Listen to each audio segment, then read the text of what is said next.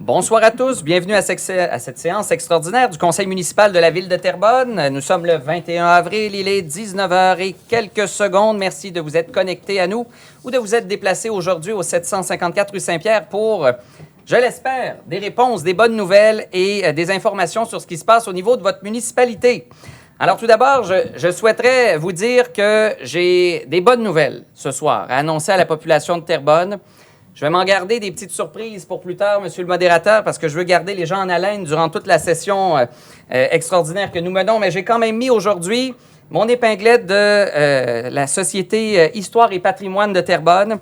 Et je pense que vous allez apprécier les décisions de la Ville sur sa volonté de vouloir préserver le patrimoine architectural de son centre-ville et des bâtiments qui composent notre ville. Vous dire également que ce soir, nous allons parler de l'octroi de certains contrats réalisés pour le printemps. Également de la suite du processus de zonage pour le projet de développement du PAD-10 qui fait jaser depuis déjà quelques semaines, il faut se le dire. Et également, donc, certains éléments et certaines informations concernant le retour des terrasses dans le Vieux-Terrebonne, comme quoi l'été se rapproche et que le printemps est bien arrivé. Alors sur ce, Monsieur le modérateur, je vous céderai la parole pour le début de cette séance. Merci, Monsieur le maire. Une séance chargée, effectivement. Et si on veut procéder, on va commencer par ouvrir la séance qui sera proposée par M. Michaud, appuyé par Mme Leblanc. Merci beaucoup. Déclaration d'intérêt des élus. Aucune a été reçue à ce moment-ci. Adoption de l'ordre du jour de la séance extraordinaire, un ordre du jour final, qui sera proposé par M. Auger, appuyé par Mme Leblanc. Merci beaucoup. Pas d'adoption de procès-verbaux ni de dépôt. Nous passons immédiatement à la période de questions.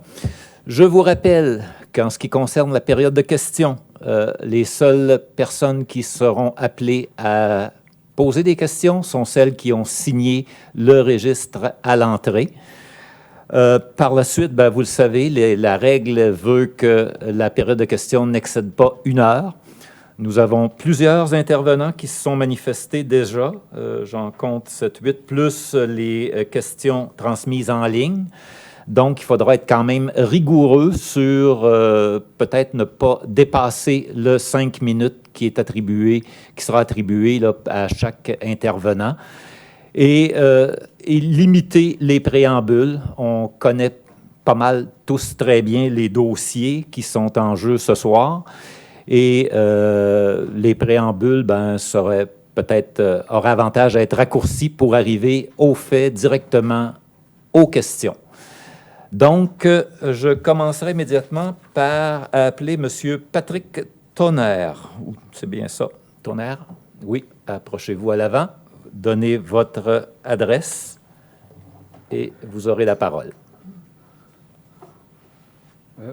Bonsoir, Bonsoir. c'est Patrick Tonnerre. J'habite au 449 rue Audiana à Terrebonne.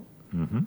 Ensuite, j'ai une question ou plutôt des demandes concernant le projet d'Angora. Ensuite, l'impact sur la circulation, surtout sur la rue Audiana où j'habite. Donc, je ferai pas de retour sur le projet de règlement proposé par la Ville, ensuite racheté démocratiquement par les citoyens lors d'un référendum. Mais dans le cadre de ce référendum-là, j'ai eu l'occasion de consulter l'étude technique sur le projet d'Angora, ensuite l'impact sur la circulation dans le secteur. Ensuite, à la suite de la consultation, j'avais formulé des commentaires aux employés de la Ville, parce que lors de la consultation, on m'avait demandé de faire ça. Mais malheureusement, je n'ai pas vraiment reçu de réponses à ces questions, à ces commentaires. Ce que je déplore, mais ensuite, je pense, je pourrais même demander peut-être au maire de la Ville de prendre connaissance de mes questions, de mes commentaires. Ensuite, exiger aux employés de me donner des réponses claires et précises. Parce que je pense que le maire a le pouvoir d'exiger des comptes auprès des employés de la ville. Mais j'aimerais juste mentionner comme deux points importants. Un point, mais ça concerne aussi la résolution qui est adoptée par le conseil municipal dernièrement concernant la prolongation de la voie de service le 640 pour aider la circulation dans le secteur. Donc, ça c'est bien comme la circulation du secteur qui se dirige vers le 640 Est. Mais quand j'avais consulté l'étude, oui, il y avait des explications concernant la circulation dans cette direction, mais il n'y avait comme aucune mention de la circulation du secteur Angora qui se dirige vers le 640 Ouest. Donc, je trouve que c'est une lacune majeure parce que vous êtes au courant, le 640, il y a deux directions Est-Ouest. Donc, c'est pas simplement direction Repentigny, c'est direction Saint-Eustache. Ensuite, j'ai jamais reçu de réponse concernant ces points-là. Pourquoi l'étude n'a pas traité la circulation vers le 640 Ouest. Même moi-même, j'habite dans le secteur et des fois, je vais emprunter le 640 Ouest, même pour aller vers le cégep de Terrebonne, parce que le chemin Gascon est toujours bloqué en direction de la plaine. Donc, je trouve qu'il y a une lacune majeure dans le cas de l'étude. Ensuite, l'autre problème que j'avais soulevé aussi, c'est le rue Audiana. Moi, je reste sur la portion étroite de la rue Audiana. Ensuite, cette portion de la rue, l'emprise est seulement 12 mètres, donc ce n'est pas très large. Ensuite, selon les normes, ensuite les guides habituels, utilisés habituels dans le cadre de ces études-là, cette rue-là, avec une emprise pas très large, est classée comme une rue locale apaisée ou une rue locale tertiaire. Normalement, selon les normes et les guides, la circulation ne devrait pas dépasser 400 véhicules par jour. Donc, je trouve que dans l'étude, on n'avait pas clairement identifié le débit de circulation prévu sur le rue Audiana. Ensuite, on n'a pas tenu compte de l'emprise de la rue Audiana. Ensuite, les normes et guides en vigueur. Donc, je peux consulter des documents de la ville de Laval, la ville de Brossard, la ville de Québec. Ensuite, les gabarits et la hiérarchie de rues sont bien définis. Et normalement, c'est clair, une rue avec une emprise de cette largeur-là, la circulation ne devrait pas dépasser 400 véhicules par jour. Donc, je me demande est-ce que la ville a vraiment travaillé dans ces dossiers avec diligence, avec rigueur et avec prudence.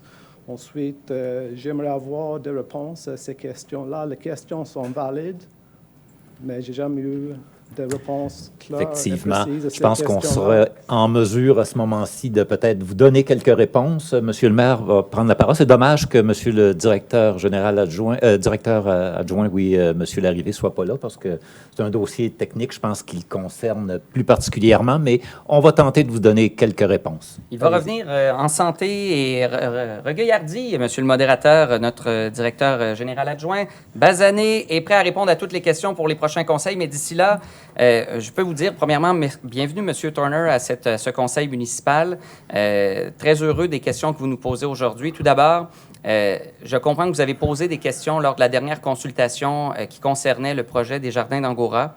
On va essayer de trouver les réponses à ces questions-là. Vous avez Mme Poirier qui est ici à votre gauche. J'aimerais ça qu'à la fin de notre échange, vous puissiez aller la voir pour lui mentionner les questions que vous aviez posées à l'époque à l'ancienne consultation. Je pense que c'est passé en 2021. Pour être certain... Excusez-moi, on n'a jamais eu de consultation comme telle. Donc, oui, c'est le mot. On a eu une soirée d'information, mais on n'a jamais eu une consultation de citoyens. Vous avez raison parce que c'est le mot consultation, c'est ce qui est écrit dans la loi, mais on pourrait parler plus effectivement d'une présentation, d'une rencontre citoyenne. Et je suis convaincu que les gens qui sont ici pour le PAT 10 et qui connaissent bien notre conseillère, Mme Couturier, pourront vous dire qu'également, eux autres aussi suivent de proche justement cette approche de consultation qui arrive beaucoup trop tardivement dans le développement de nos projets domiciliés. J'aimerais quand même répondre à vos questions, donc celles qui ont été posées lors de cette présentation. En 2021, j'aimerais que vous puissiez tout à l'heure les donner à Mme Poirier. C'est celle avec le collier multicolore, là, juste ici à votre gauche. Donc, nous, on va les prendre en note, puis on va vous revenir. Excusez-moi, je suis dans l'obligation de vous corriger encore une fois, parce que les questions que j'avais posées, j'avais fait ça par écrit, mais c'était après le référendum. OK. C'est ça, parce que j'avais fait une demande auprès de la Ville d'avoir accès à l'étude, je pense, au mois de juin. Ensuite, ça a été refusé. Okay. Ensuite, j'avais fait une demande d'accès, une demande de révision auprès de la Commission d'accès à l'information. Ensuite, ces dossiers-là sont en traitement, donc je suis convoqué à une audience. Une audience avec un juge concernant ça. Mais c'est juste, quand j'avais participé à la soirée d'information, je pense, au mois de septembre, c'est M. Stéphane Lerivi qui m'avait dit que finalement, je pourrais aller consulter sur place l'étude. Donc, je suis allé consulter l'étude comme une semaine avant le référendum. Donc, ensuite, concernant ma demande officielle d'accès, je n'ai jamais eu de retour de la Ville non plus. Donc, bon, vous êtes en litige là, présentement. Vous devriez avoir une audience et peut-être avoir une réponse à cette question. C'est bien noté. Notre nouveau directeur général ici a pris des notes et on va essayer de vous donner les éléments de réponse, M. Turner, que vous méritez. Oui, c'est ça. Ensuite, j'espère bien que la nouvelle administration fera preuve de plus de transparence que l'ancienne administration. Encore une fois, M. Turner, je vous invite à prendre contact avec Mme Poirier et il y aura un suivi qui va être apporté là, à vos questions qui n'avaient pas été répondues à ce moment-ci. Donc, on vous revient avec plus de précision, plus de transparence, c'est ce que vous demandez et là-dessus, donc, on fait le contact avec vous. Sur les autres éléments de votre question, donc la question de la sortie d'autoroute, j'entends le message que vous me faites concernant l'impact que ça peut avoir sur ceux qui se dirigent vers la 640 Ouest, donc dans le cadre de leur travail ou encore dans le cadre de leurs activités. C'est certain que d'entrée de jeu, présentement, ce que je comprends, M. Turner, c'est que tout le monde doit passer par le chemin des Anglais, puis particulièrement, j'imagine, sur la rue Odiana, pour aller que ce soit du côté est ou du côté ouest de la 640. Alors, d'entrée de jeu, ce qui est important de dire, c'est que si on réussit à débloquer une sortie d'autoroute pour le côté est, c'est effectivement vrai qu'il y a encore des gens qui vont vouloir aller dans l'autre direction, mais il va en avoir beaucoup moins, parce que tous ceux qui s'en vont du côté de Repentigny vont avoir une autre alternative pour sortir que de passer devant chez vous sur le chemin des Anglais. Donc ça, c'est d'entrée de jeu un peu, je pense, la logique de fond qui est derrière cette initiative. On pourra regarder si on a des chiffres plus précis concernant les études. Mais ça, c'est la situation actuelle. Donc, on n'a pas encore fait la construction de tour. Donc, je pense que c'est ça la problématique. Donc, c'est savoir exactement il y aura combien de véhicules par jour sur Odiana à la suite de la construction de tour. Ensuite, je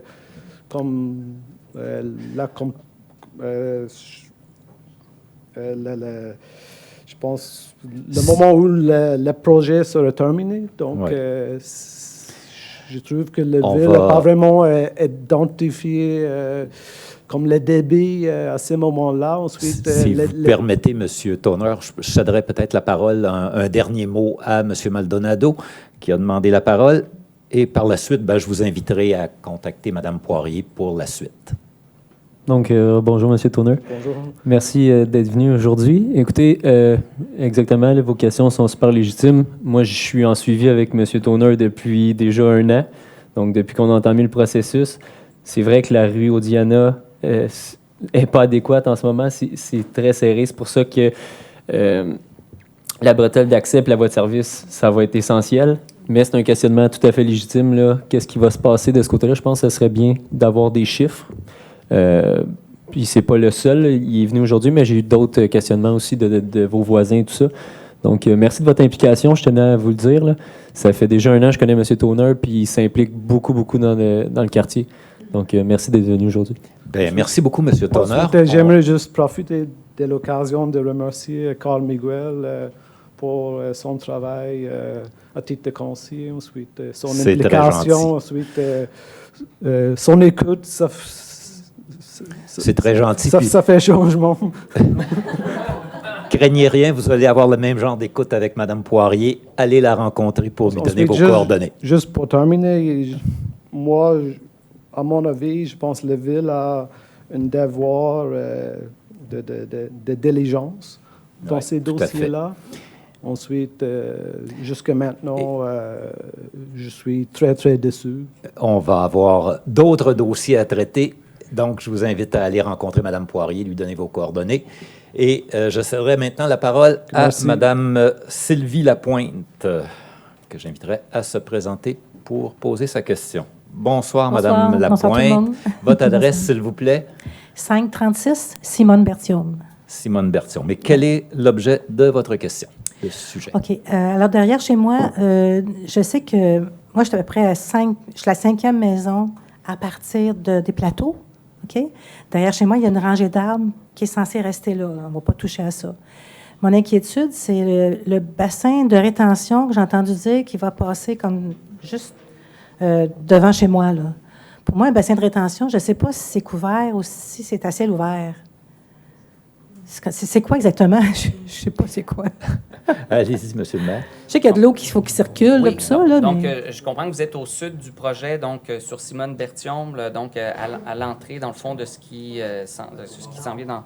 Donc, vous êtes plus au nord. Au nord, près des plateaux, oui. OK, excellent. Ben, écoutez, pour être certain de ne pas vous induire en erreur, je sais que votre conseillère suit le dossier, je vois à peu près là, dans le nord, dans le nord-est où ça doit se situer. Est-ce que c'était souterrain ou est-ce que c'était à air ciel ouvert?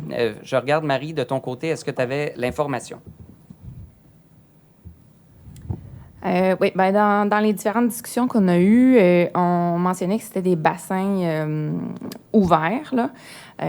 Donc, avec il y aurait de l'eau permanente, si on veut, là, dans les bassins. Je sais que là, ça a beaucoup évolué. Là. Il y a plusieurs bassins au sein d'anciens quartiers de la ville de Terrebonne qui sont des bassins très creux, qui se remplissent puis qui se vident.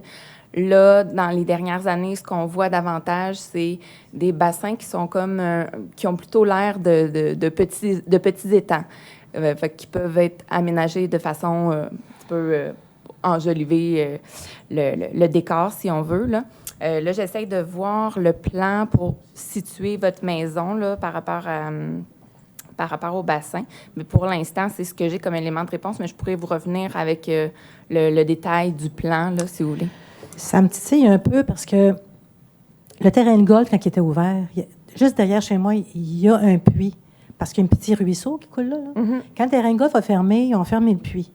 Ce que ça a fait, c'est que ça a fait de l'eau stagnante, OK? Et là, les maringouins, l'été, c'est le festival. Là, c'est vraiment pas drôle, là. Mm-hmm. J'ai jamais vu tant d'insectes, là. Il y a des fourmis.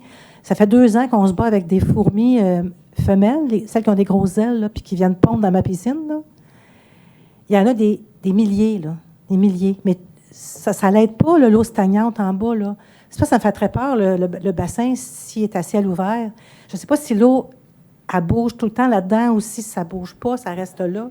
Mm-hmm. Ça va faire Écoutez, ça va être le festival. Moi, un maringouin, il me pique 12 fois. Fait que, tu sais, il m'aime. Ça me fait bien peur. On ne passe pas un bel été. Je vous le dis, à partir de 5 heures, là, il faut quasiment rentrer, là, parce que... On s'est mangé tout rond. Mm-hmm. Ça m'inquiète. Madame Lapointe, Madame Mabunza aurait peut-être un complément d'information à vous donner. Oui, merci beaucoup. Écoutez, Mme Lapointe, moi, je suis dans le secteur Urbanova. Des bassins de rétention, on en a déjà. Et il faudrait valider qu'est-ce qu'ils ont planifié exactement, mais je peux vous dire que présentement, il y a comme 2 types. Il y a des bassins de rétention qui sont composés de beaucoup de roches, je vous dirais, et d'angles au niveau de la pente qui retiennent l'eau et que, tranquillement, pas vite, permettent un drainage. Et il y a les bassins que Mme Couturier mentionne, où est-ce que c'est des petits bassins, où est-ce que c'est aménagé avec des plantes qui permettent une certaine végétation, et ainsi de suite. Donc, il faudrait valider quel genre que c'est. Mais moi, je peux vous dire, dans les nouveaux développements, là, puis c'est un peu dans votre... J'imagine que c'est dans votre cas, là, présentement, c'est un peu les 2 types qu'on voit. Puis en termes de maringouins et tout ça, je vous dirais que c'est relativement correct, là, tu sais, mais il faudrait valider quel est le type là, que Mme Couturier pourra vous dire quel est le J'aimerais genre qu'on m'explique exactement. comment ça fonctionne. Oui, tout là. à fait. Ben oui. Les bassins de rétention, ça part dessus des plateaux jusqu'à Côte-Terrebonne, puis l'eau circule comme ça? Je ne sais pas à quoi ça sert. C'est ça, il faudrait voir quel est le design, en tout cas, qu'est-ce qui est planifié. Mais OK. je peux vous dire, en termes de modèle, c'est ça que j'ai observé là, dans mon secteur, là, qui est relativement nouveau, là, qui est proche du vôtre. Là. OK. Lundi soir, il y a un monsieur un voisin, en fait, qui m'a dit qu'il y avait cette réunion-là ce soir, puis qu'il y aurait des plans, qu'on nous montrerait des plans. Est-ce que vous avez prévu ça? Des plans? Non? Bien, en fait, vous allez avoir la présentation complète le 4 mai prochain concernant le projet de zonage qui est dans votre secteur avec la finalité du projet. Je pense que Mme Couturier avait quand même quelques éléments de réponse supplémentaires. Donc, on est vraiment... donc, dans le fond, votre inquiétude, c'est de savoir est-ce que le bassin va être drainé? Est-ce qu'il va rester de l'eau stagnante en permanence? Est-ce que ça va devenir une pouponnière de maringouins à longueur d'année? Donc, je ne sais pas, Marie, si tu peux donner un peu plus d'éléments d'information. Et il y aura peut-être Mme Lessard qui pourra revenir avec un complément sur ce sujet-là, éventuellement. Alors, Pour la prochaine réunion? Vous voulez dire? d'ici la prochaine réunion. Oui. OK. D'ici la prochaine réunion. À vous, Mme Couturier. Oups, activé. Oups, activé. Oui, donc, Madame Lapointe, je ne sais pas si vous êtes habile avec Internet, parce que, dans le fond, les plans complets du projet sont disponibles là, sur le site de la Ville de Terrebonne, mais si vous voulez, je peux vous les envoyer par courriel, peu importe, vous pouvez laisser vos coordonnées. Là, ce que je vois, vous dites, vous êtes près du ruisseau. Mhm. Donc, derrière chez vous, il n'y a pas de bassin. Il y a le ruisseau. En haut du ruisseau, il y a un petit bassin. Fait qu'il y a 5 petits bassins qui sont localisés là, à différents endroits sur le projet parce que, bon, il y a différents niveaux, le terrain, là, actuellement. Il n'est pas égal. Le promoteur a fait un plan là, au niveau du drainage de l'eau, du niveau du sol, etc. Puis, donc, c'est moi, je ne suis pas une spécialiste à ce niveau-là, mais on pourra certainement avoir plus de précision pour vous expliquer le fonctionnement, les bassins, etc. Là, mais de ce que je vois sur le plan, l'étendue d'eau qui est le plus près de votre résidence, c'est le ruisseau. Là, le ruisseau, bien, on le conserve tel qu'il est. Fait que c'est sûr que, bon, c'est la nature. Fait que oui, il peut y avoir des insectes là, liés à cet espace naturel-là qu'on souhaite préserver. Mais je pense pas que le bassin va vous poser problème là, dans votre cas. Mais je reviendrai quand même avec les éléments Je pense de réponse. qu'on n'ira pas plus loin dans l'aspect technique là, des bassins. Vous aurez des réponses là, très prochainement, sans doute le 4 mai. Madame Lessard a pris bonne note de votre question et vous pouvez laisser vos coordonnées aussi à Madame Poirier pour la suite. Merci à vous. Merci beaucoup. Les prochains intervenants, d'après ce que j'ai noté, vont tous intervenir concernant justement le projet du golf. Et je vous rappelle qu'on a déjà pris beaucoup de questions dans les séances précédentes. Si vous avez des questions supplémentaires, ça va nous faire plaisir d'y répondre. Mais les commentaires, Monsieur le maire vous l'a dit tantôt, il y aura une séance de consultation, du moins on l'appelle comme ça légalement. Et ce sera le moment, là, vraiment le forum approprié pour commenter, faire état de vos états d'âme. Mais si vous avez des questions plus techniques, plus précises sur le projet tel qu'il est déposé, sur lequel on n'a pas le choix de se prononcer ce soir, là, on est rendu à l'étape ultime là, qui va vous permettre éventuellement d'être consulté et d'avoir le fin mot de l'histoire là, sur ce projet-là par le biais des recours qui sont prévus par la loi. Là, on pense évidemment au référendum. J'inviterai en premier Mme Cossette, Janine Cossette, à se présenter pour poser ses questions.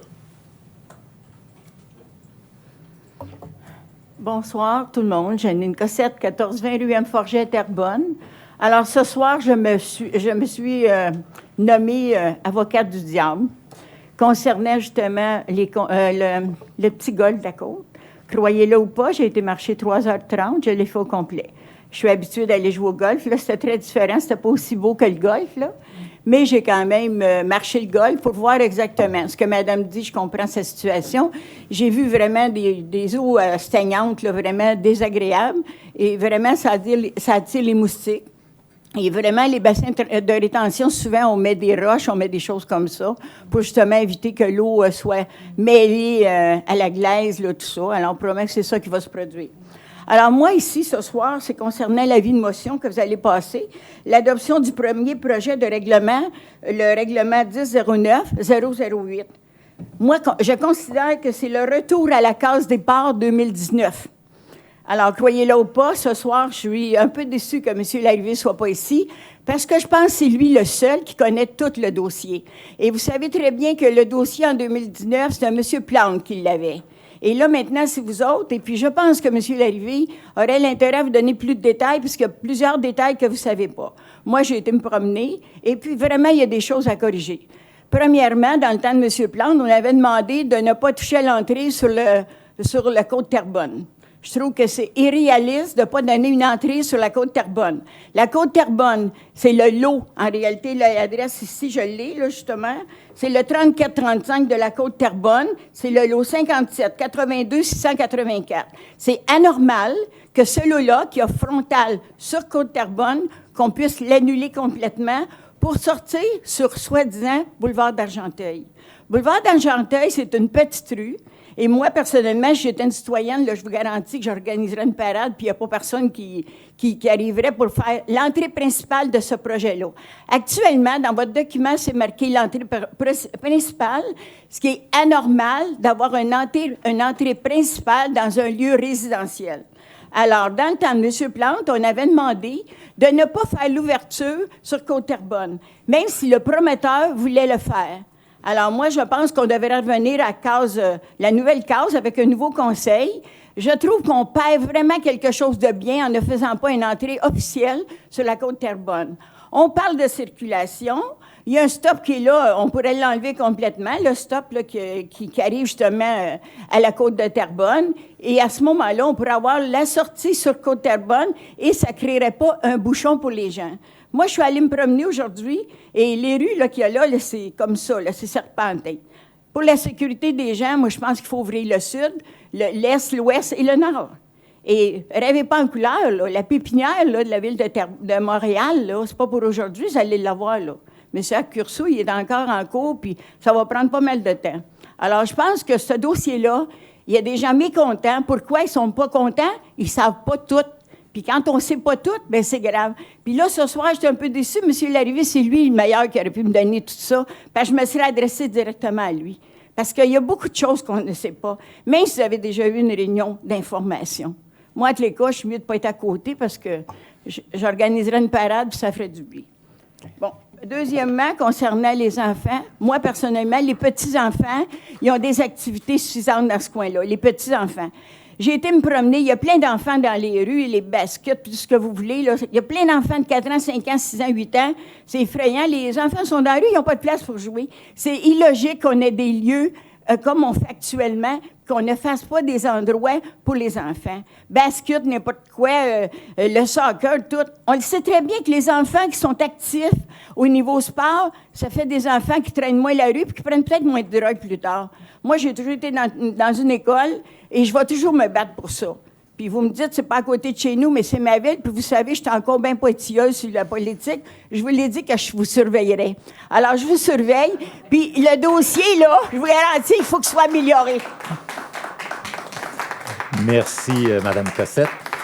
Avez-vous quelques éléments, Monsieur le maire? Bien, plusieurs concernant éléments. l'entrée? Bien, tout d'abord, merci, Mme Cossette, de votre intervention qui sont toujours très appréciées. Et je vois que, malgré les années, vous ne perdez pas un iota de votre fougue et de votre passion pour votre municipalité. Et je pense qu'on en est tous collectivement grands gagnants. Alors, une fois cela dit, pour la question de la circulation, il y a évidemment plusieurs citoyens qui sont venus nous apporter cette problématique. Je sais qu'il y a des éléments d'atténuation qui ont été emmenés par la Ville, notamment en revoyant certaines intersections au niveau de la Côte-Terrebonne. Pour celles dont vous nous mentionnez au début du projet, évidemment, je n'étais pas là au début de celui-ci, mais je prends bonne note et je vois que du côté de la direction générale, on va vous revenir avec une réponse. J'ai cru comprendre lors de la séance d'information, et si Marie-Ève Couturier veut vous emmener quelques éléments, qu'évidemment, tout ça avait été analysé avec le promoteur. On a M. Dufresne qui est à la sécurité publique, donc les plans d'urbanisme proposés répondent quand même à certaines normes. Maintenant, est-ce qu'ils sont les plus optimales? C'est là où les citoyens ont toujours un droit de parole et un droit de décision. J'ai compris que, selon vous, ça mériterait d'être amélioré. Pour ce qui est de la question des infrastructures sportives et pour les jeunes familles, vous avez totalement raison. Pour avoir fait beaucoup de porte-à-porte dans le secteur, c'est un secteur qui s'est beaucoup rajeuni. Beaucoup de jeunes familles y sont présents. C'est un élément qui a été apporté à notre attention sur le fait que des infrastructures de sport, de loisirs et de plein air pour toute génération d'enfants devaient être disponibles dans ce secteur. Donc, on a beaucoup de lieux pour la petite enfance, mais une fois rendu à un certain âge, il manque effectivement de services et d'infrastructures. Je sais que notre conseillère a travaillé fort pour essayer d'améliorer la grosseur du parc qui est proposé dans le domaine du golfe Les Moulins, ainsi que de laisser le choix à la population de déterminer quelle infrastructure sportive ou infrastructure de loisirs serait le plus judicieux pour le bénéfice de la population. Et je reconnais aussi grandement l'apport bénéfique que ça peut emmener dans l'évolution d'un enfant sur notre territoire. Là-dessus, je laisserai peut-être Marie-Ève compléter, mais je tiens à vous dire que la parole va revenir aux citoyens le 4 mai. Et on a voulu, dans les dernières semaines, offrir la plus grande transparence dans un projet qui est déjà très largement avancé, qui a commencé en 2015. Donc, même avant l'ancienne administration, il faut être honnête quand même là-dessus. Et on s'est engagé de notre côté à essayer d'atténuer au maximum les désagréments et les irritants pour favoriser une acceptabilité sociale. On fait de notre mieux. Et maintenant, je fais la parole à Marie-Ève pour voir quelques éléments supplémentaires. Oui, bien, je voulais vous donner, Mme Cossette, une référence qui va vous être très familière là, au niveau du parc qui est prévu pour le projet du PAD 10. Donc, le parc d'Aunay, que vous connaissez bien, est de 0,8 hectares. Fait que c'est vraiment la moitié de ce que nous, on va avoir comme parc dans le projet de développement. Puis, donc, dans votre parc, il y a une patinoire, un terrain de basketball, 2 tennis, jeux d'eau, module d'enfants, balançoire, que ça, on n'aura pas besoin de répéter dans notre parc puisqu'on en a déjà. Puis il y a un petit chalet. Fait que ça, c'est une petite précision que je voulais vous apporter sur le parc. Mais je comprends, ça a été déjà mentionné par les citoyens. Je pense qu'on a du travail à faire au niveau de la présentation des plans pour que les citoyens puissent bien s'imaginer, puissent bien se projeter, vivre et faire des activités dans ce parc-là. On n'a pas présenté à la population un plan facilement là, pour se représenter le parc et ce qui peut y entrer, mais c'est quelque chose qu'on peut travailler dans les prochains jours, prochaines semaines.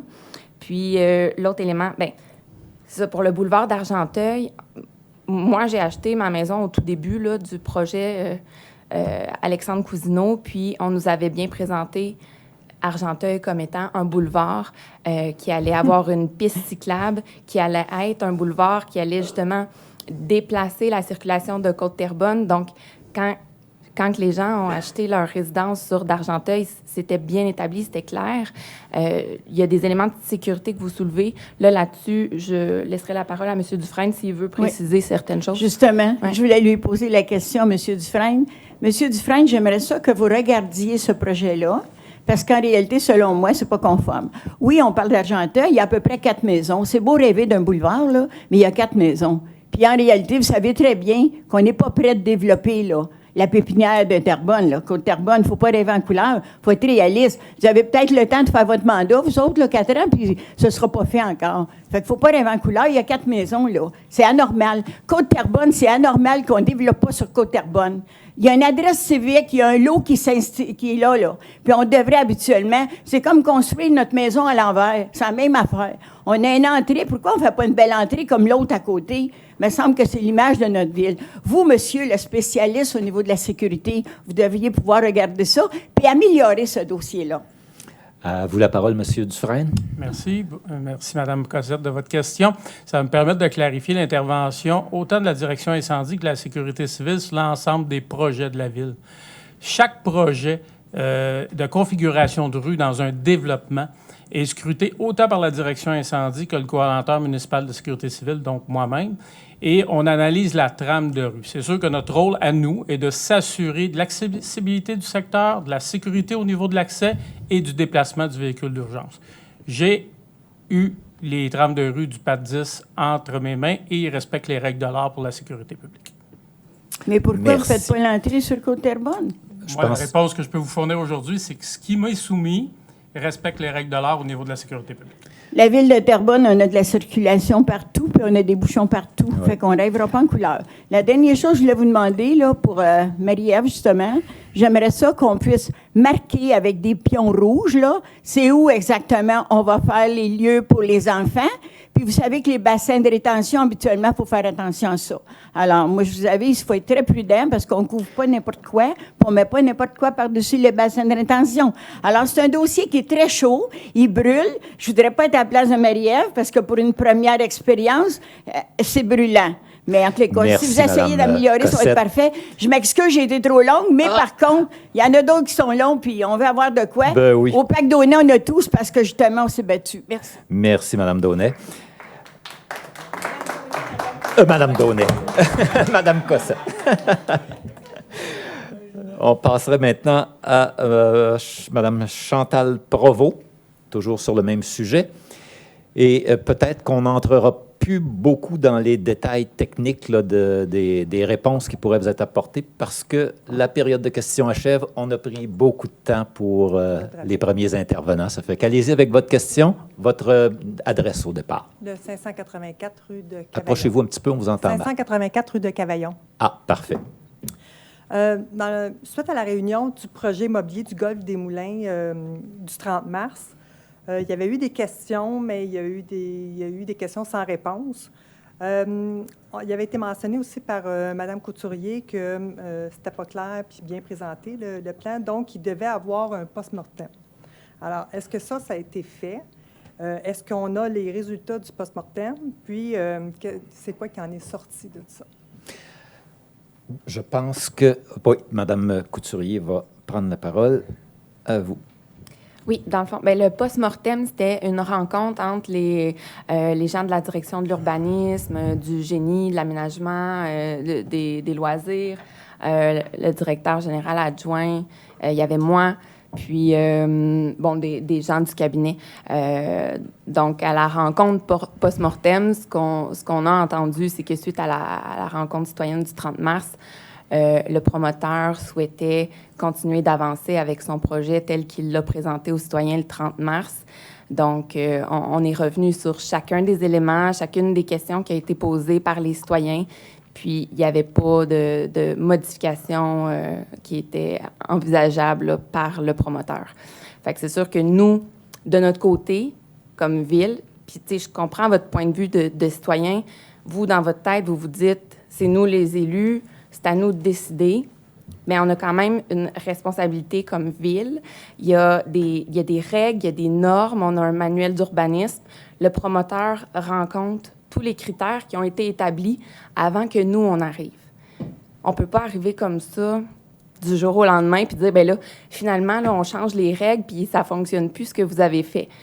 Là, on va pouvoir changer des règles pour les futurs projets qu'on veut mettre en place, améliorer certains éléments. On est déjà en train de travailler là-dessus. Mais là, pour ce projet-là, nous, on est allé au bout de toutes les demandes qu'on pouvait faire. Fait que c'est pour ça, comme on vous l'expliquait, que maintenant, le sort de ce projet-là va être remis entre vos mains via le processus là, légal de consultation puis de référendum si le registre est complété, tout ça.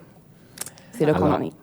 Vous comprenez, là, madame, qu'on est allé aussi loin qu'on pouvait mais aller? Par contre, en 2019, là, quand il y a eu la présentation du Golfe des Moulins, là, Urbanova n'existait pas à ce moment-là. Ça a été construit. Puis là, ben, la circulation, c'est sûr que ça a engendré des problèmes parce que ça n'arrête pas de grossir. Fait qu'il y a eu beaucoup de choses qui ont été construites à côté et développées.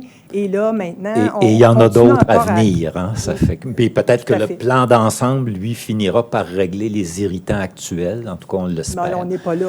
Mais on n'est pas là. encore, parce que Alors, là, justement, les questions... Je sont vous pas remercie répondues. beaucoup pour votre question. Puis, pour la suite, ben, vous le savez, la date de la Oui, consultation, on le sait. le 4 mai, retenez ça, et la Elle est suite du déjà notée projet dans mon est calendrier. entre vos mains. Merci. Alors, j'inviterai maintenant Mme Stéphanie Gosselin à prendre la parole sur le même sujet.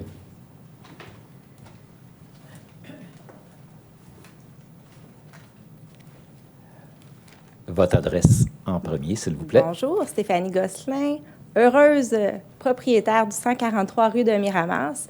Si vous ne connaissez pas cette rue-là, je vous invite à venir faire un tour. On a des beaux 5 à 7 toutes les fins de semaine.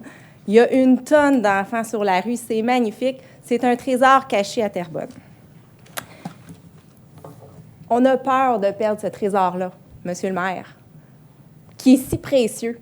Présentement, on entend parler d'un projet qui ne répond pas du tout à nos attentes. Vous vous êtes engagé, et vous venez de le redire un petit peu plus tôt ce soir, à offrir un projet acceptable pour les citoyens, qui répondrait à nos besoins. Je comprends qu'on ne peut peut-être pas revenir en arrière, Mme Couturier. Je comprends qu'il y a eu de l'inaction, parce que si ce projet-là en est où il est présentement, c'est qu'il y a eu de l'inaction. De qui, je ne le sais pas, je suis pas tout ce qui se passe à la Ville depuis des années, je suis beaucoup trop occupée. On ne veut pas subir cette inaction-là. On veut ce qu'il y a de mieux pour nous, pour les citoyens, pour nos enfants. Un projet a été présenté il y a quelques années et je ne vois pas aujourd'hui des améliorations. On nous a parlé d'acceptabilité sociale, mais qu'est-ce que vous avez mis en place pour qu'il devienne plus acceptable? Je ne le vois pas. J'ai besoin de voir ça. Je veux des réponses à ça. On vous sent beaucoup à l'écoute, Madame Couturier. Régulièrement, vous communiquez avec les voisins. Ils me font des comptes rendus de tout ce qui se passe. Comme je ne peux pas m'impliquer autant que je souhaiterais, étant donné mon horaire très chargé. On sent votre écoute, mais on ne sent pas l'action. On a besoin de plus de mordant. Le promoteur, là, il y en a du mordant. On l'a vu. Lui, il a son projet. C'est un homme d'affaires. Let's go, on y va. On veut sentir ça de votre part. Vous êtes derrière nous. On veut vous sentir derrière nous. Vous nous l'avez promis. On voit que vous voulez être là, mais on ne le sent pas par les actions. Avez-vous une question plus précise maintenant? Oui. Ma question est la suivante. Quelles sont les bonifications que vous avez faites, Mme Couturier? Monsieur le maire va vous répondre. Oui, puis Mme Couturier pourra aussi bonifier si elle souhaite. Bien, tout d'abord, bienvenue, Mme Gosselin, au Conseil de ville de Terrebonne. Et vous avez raison que la rue Miramas est un trésor bien caché, sans dévoiler son identité. Vous avez une membre plutôt du Conseil qui y a déjà habité. D'ailleurs, il y a des agents immobiliers très connus qui habitent dans ce secteur-là. Absolument. Et je bon peux voisin. certifier que nous tenons à essayer de garder la qualité de vie dans laquelle vous évoluez. C'est certain que Mme Couturier, en arrivant en poste, sa première priorité a essayé d'améliorer au maximum de nos capacités là où le projet était rendu, c'est-à-dire passer le plan d'aménagement, le dossier du golfe Les Moulins. Il y a des éléments qui ont été apportés. Je sais que certains de vos voisins sur Miramas sont venus nous parler notamment de problèmes d'irrigation. Je sais que certaines actions ont été promises de la part du promoteur, notamment pour mieux irriguer certaines zones de terrain arrière pour limiter les dégâts qui sont faits généralement à certaines périodes de l'année et que d'ici, je pense, la fête nationale, vous me corrigerez, Mme Couturier, certaines actions devraient être prises. De notre côté, vous avez senti aussi notre fibre environnementale. Donc, un des éléments qui a été aussi mentionné, c'est qu'on souhaitait en arriver à, premièrement, garder un mur végétal, donc d'intimité entre certains voisins et le nouveau projet actuel. Et on souhaite donner aussi des droits à nos arbres à Terrebonne. Alors, c'est très audacieux. On souhaite être capable de maintenir un minimum de canopée dans le projet du Golfe Les Moulins. Donc, au lieu d'avoir une suggestion de canopée forestière disponible, on souhaiterait avoir un minimum requis pour le projet qui va être déposé. Donc, garantir que l'amélioration de la végétation va être supérieure à ce qu'elle se trouve présentement dans le stade du Golfe. On a parlé un peu des atténuations qu'on essaye de faire au niveau de la circulation, mais vous l'avez dit avec justesse, pour ramener une fluidité plus acceptable, c'est certain que c'est un ensemble de facteurs qui va pouvoir y parvenir. Donc, je sais que notre collègue dans Urbanova travaille très fort à essayer de pousser pour la finalisation de l'échangeur qui est présentement en plan, en cours et dans les plans et devis. Je sais qu'il y a différentes artères qui sont vues comme étant des axes qui permettront de désengorger la côte Terrebonne. On a parlé de Gabriel Roy. Vous avez parlé aussi tantôt du boulevard qui va passer au travers d'une autre zone. Mais évidemment, tout ça, il va étape par étape, et tant que l'ensemble ne sera pas opérationnel, c'est sûr que les changements sont à la pièce, et votre collègue qui est venu auparavant l'a dit avec justesse. Il y a également aussi le fait qu'on avait reçu des citoyens, et on a été chercher la garantie du promoteur que lorsqu'on avait un bungalow, on ne voulait pas avoir un cottage à 2 étages dans notre cour. Donc, ça serait bungalow à bungalow, cottage à cottage, mais pas une maison plus haute que l'autre dans l'ensemble du projet. Ça aussi, c'est un gain qui a été emmené. Bien, finalement, écoutez, je sais qu'on continue à essayer de travailler pour trouver quelques éléments, notamment au niveau des bassins de rétention et surtout des infrastructures de parc qui sont, comme l'a dit Mme Cossette un peu plus tôt, des éléments qui manquent dans le secteur du district 7. Ces quelques éléments, est-ce qu'à la fin, ce sera assez? Ça, là-dessus, je peux vous dire qu'on est en pleine transparence avec la population et que la parole sera à vous. Je vais laisser la parole à Mme Couturier pour peut-être d'autres éléments, mais je tenais quand même à le dire qu'elle travaille très fort et à la fin, on ne peut pas forcer un promoteur. On dit on ne peut pas forcer un cheval à boire de l'eau. Si le promoteur nous dit, écoutez, on ne peut pas aller plus loin, mais à la fin, il faut que les citoyens, vous nous disiez si vous pensez que le projet est acceptable ou non. C'est vous qui aurez le dernier mot. La parole est à la conseillère du district. Rapidement, parce qu'on a 2 autres intervenants et il y a M. Michaud également qui voudrait sûrement intervenir sur l'aspect environnemental. À vous la parole. Bon, bien, je ne veux pas enlever du temps aux autres citoyens qui ont des questions. Puis, M. le maire était bien au courant. Il a nommé les améliorations qui ont été apportées. Donc, je n'ai pas rien à ajouter pour l'instant. Merci. M. Michaud? En fait, moi, c'est pas tant sur le projet en soi que je veux amener. Moi, j'ai vécu la même chose que Marie dans mon quartier. J'étais dans l'opposition. Il y a des sujets... Moi, j'ai un quartier aussi en développement. Je vous donne un exemple. Moi, je me suis battu contre une tour de 28 étages qui s'en venait dans mon quartier, évidemment pour les mêmes raisons que vous évoquez. J'arrive au pouvoir, c'est déjà adopté. C'est déjà là, c'est déjà fait. La pépine est sur le chantier. Et même chose pour Marie, avec des différences près. Les deux, on a une volonté encore d'arrêter le projet, de le modifier.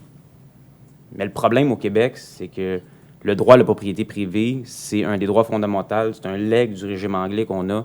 C'est un droit qui est tellement protégé qui passe pratiquement avant le droit public. Et en ce moment, vous avez des élus au conseil municipal qui ont une volonté politique immense. Marie, elle nous en parle constamment de ça. Tu as Carl Miguel, mon collègue qui vit la même situation. J'ai moi aussi, Sonia aussi. Dans Urbanova aussi, ce sont des situations qu'on vit. Et il y a une chose que vous devez comprendre aussi, puis que malheureusement, c'est qu'on se sent des fois impuissant par les leviers légaux que nous avons à notre disposition pour des fois modifier des situations. Quand c'est adopté, puis le promoteur respecte les critères, quand on commence à essayer de jouer là-dedans, il y a un recours qu'on appelle, que ça peut être de l'expropriation déguisée. Et ça, malheureusement, la jurisprudence, les tribunaux sont encore très sévères à l'égard des villes. Il y a un changement qui se fait tranquillement. Il y a une prise de conscience qui se fait avec certaines décisions récentes, au niveau environnemental, entre autres. Mais sachez une chose ici, là, tout le monde travaille dans son quartier pour améliorer des éléments, mais malheureusement, des fois, on est face à des situations que, de facto, c'est déjà fait.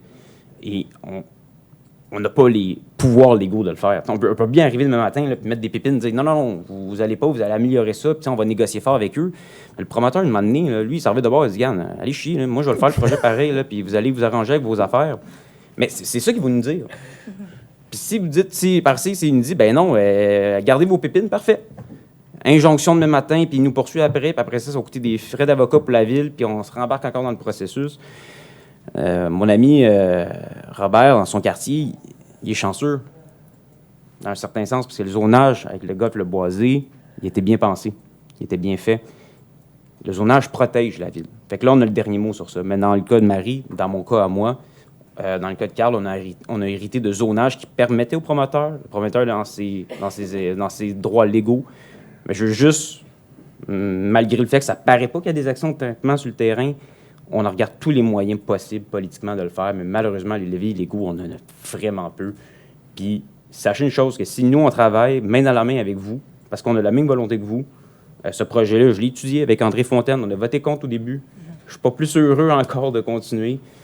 Mais si on travaille toute la gang ensemble pour essayer de convaincre ce promoteur-là d'essayer d'améliorer des choses, je pense qu'avec une volonté politique et une volonté citoyenne, on est peut-être en mesure de le faire.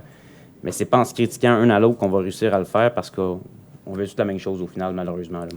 Merci, M. Michaud. Vous vous rendez compte, Mme Gosselin, que vous avez eu une consultation juridique Oui, gratuite, je vous sens bien derrière nous. Je vous remercie. Je vous vois bien impuissant.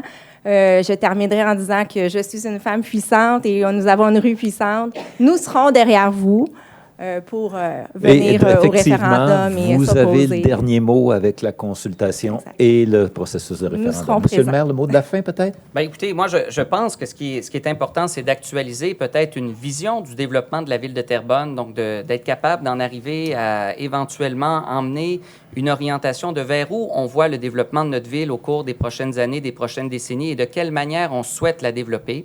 Présentement, dans le dossier qui nous concerne, que ce soit le PAT10, que ce soit les Jardins d'Angora aussi, parce qu'un citoyen est venu, M. Turner, plus tôt, là, c'est des projets qui sont déjà largement avancés et qui sont donc dans une optique de développement qui peut-être mériterait d'être modernisée. Mais donc, il faut respecter aussi les projets qui sont en cours. Mais ce que j'entends de votre message, Mme Gosselin, c'est que vous avez envie d'entendre de votre conseil de ville une vision du développement de la ville qui soit beaucoup plus au goût du jour et en l'image des citoyens qui composent notre municipalité aujourd'hui. Alors, c'est bien entendu. Merci, Monsieur le maire. Jeune devant moi, plein de jeunesse, plein de bonnes idées, plein de bonne volonté.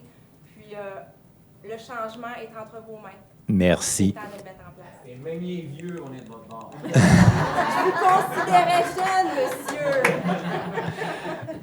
J'inviterai maintenant M. Marcel Richard à s'avancer. Vous êtes déjà intervenu dans les précédentes séances. Vous connaissez le processus, vous le savez. 154 de Miramas. Vous connaissez mon adresse? Pas trop long sur la préambule. Marie-Ève le connaît. La question le plus simple possible, on va tenter d'y répondre, quoiqu'on a déjà répondu beaucoup à beaucoup de questions juste dans les pour appuyer les faits de Mme Cossette, écoutez, j'ai noté, là, j'avais déjà l'information, je l'ai eu récemment, là, la densité du quartier environnant du golfe des Moulins est de 5,5 habitations par hectare. Le projet du promoteur que vous avez accepté est de 11,12 par hectare. Cela constitue un genre de ghetto dont l'entrée passe par un autre quartier résidentiel, Alexandre Cousineau. Justement, ce qu'elle élaborait tout à l'heure. Comment pouvez-vous faire la promotion d'un tel projet qui ne reçoit pas l'acceptabilité sociale et qui va occasionner de nombreux problèmes de circulation aux résidents environnants qui demeurent déjà là, et tout en affectant leur qualité de vie? Est-ce qu'il y a de réponse? La réponse, vous l'avez eu déjà de plusieurs personnes qui ont pris la parole ce soir, et vous aurez aussi l'occasion de présenter ces... On n'a pas discuté de la densité du tout, là. Mais je peux vous en parler. Bien, écoutez, il y a une grosse différence de 11,12 à 7,5 la moyenne. C'est tous des maisons d'habitation et des maisons, des bonnes galops. Là, vous allez imprégner là, un genre de petit ghetto avec des maisons de ville, là, 2, 3, 4. On va essayer d'apporter une réponse, monsieur. Alors, je tente le coup, Monsieur le modérateur. Donc, et vous avez senti, et j'imagine, là, de par l'intervention de plusieurs de nos élus, qu'on est, en 2022, beaucoup axé sur la densification du territoire. Donc, le modèle des bungalows unifamiliales qu'on a connu à Terrebonne peut-être dans les années 70, 80, 90 n'est plus un modèle qui est valorisé pour limiter l'étalement du territoire et qui ne semble plus être non plus priorisé de par la communauté métropolitaine, le PMAD, et donc différentes orientations politiques de la région auxquelles on appartient. Là-dessus, ce que je comprends par contre, c'est que le projet est quand même dans une densité, dans les circonstances de 2022, relativement faible. Puis je vous le dis en toute honnêteté, parce que si vous allez vous promener, M. Richard, dans d'autres quartiers qui sont en train de se développer, puis je regarde ma collègue dans Urbanova, puis je regarde mon collègue dans Lachenay, puis on vous parlera des jardins d'Angora, vous avez des résidents qui sont avec nous. Vous allez voir que vous avez le projet avec la plus faible densité en cours d'analyse à la ville de Terrebonne. Et évidemment, à la fin, vous avez toujours le droit de dire si vous trouvez que l'harmonisation, l'intégration de ce projet vous satisfait ou non comme résident des environs dans lequel il va s'imbriquer. Je sais que Mme Lessard est avec nous aujourd'hui. Peut-être qu'on pourra emmener quelques précisions supplémentaires, mais je voulais quand même vous emmener d'un point de vue global là, sur l'ensemble du territoire terrebonnien, de tous les projets qui sont à l'étude. Il me semble, Mme Lessard, que c'est celui avec la plus faible densité. Oui, effectivement, Monsieur le maire. Puis, on a fait l'exercice justement pour les quartiers limitrophes au PAD 10 pour voir c'est quoi la densité moyenne. Nous, on a arrivé à une densité moyenne de 7,5 logements à l'hectare, dont certaines pochettes sont près de 9 logements à l'hectare. Donc, c'est quand même proche du 11,12 logements à l'hectare auquel on arrive pour le PAD 10. Donc, effectivement, c'est quand même un ratio assez bas là, en termes de densité. Puis, effectivement, comme vous l'avez mentionné, par rapport à d'autres secteurs, d'avoir une densité de ce type-là parce qu'on est dans de l'habitation unifamiliale. On tourne autour de ça, et le minimum étant de 10 logements à l'hectare pour le secteur. Merci, Mme Lessard. Ce n'est pas 10 hectares. On l'a souligné à l'information, à la séance d'information. C'est 9. Qui veulent, puis là, je pense que vous êtes à 11. Ils pouvaient diminuer parce que je suis au courant qu'ils pouvaient diminuer de 30 maisons. C'est 212, je crois, puis vous pouvez diminuer ça à 182. C'était acceptable dans le projet. Puis je pense que le promoteur était prêt à l'accepter si on lui assurait que le projet était pour passer. Écoutez, ça va peut-être se réaliser, là, mais vous êtes à 11,12. Après ça, c'est 9. Après ça, il y a des places, c'est 6, c'est 7. Vous êtes ici. Dans ce quartier-là, c'est un quartier homogène. Ce sont toutes des maisons unifamiliales, genre bungalow et cottage. C'est déjà complet. C'est comme un petit noyau que vous venez installer en plein milieu, un genre de petit ghetto. Il faut prendre en considération l'environnement. C'est exceptionnel là, d'avoir ça. Ailleurs, c'est pas bâti. Vous arrivez dans Urbanova, là, il y a 2-3 maisons en bordure de la Côte-Terrebonne. Là, vous arrivez, vous pouvez faire ce que vous voulez, mais pas dans ce quartier-là qui est déjà homogène, qui est déjà complet. Il faut que vous teniez compte de ça. Merci, Monsieur Richard.